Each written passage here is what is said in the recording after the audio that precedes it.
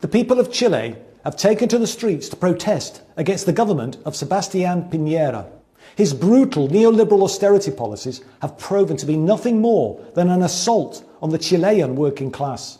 The spark for this popular uprising was the increased costs to use the metro system in Santiago de Chile, making it the most expensive metro in Latin America.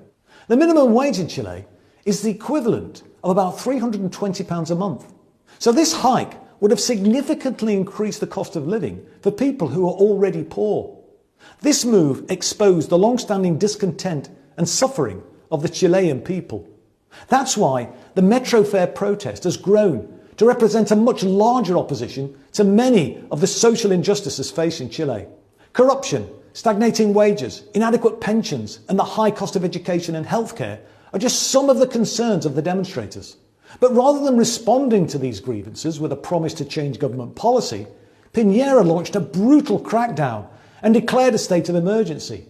The air in Chile is now thick with tear gas. Military and police brutality is widespread.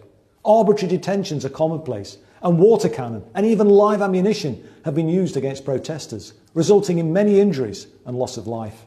This fierce repression is reminiscent of the dark days of Pinochet, when thousands of people were tortured and murdered while others were forced into exile. I want to express my deepest sympathies to the families of those who've been killed.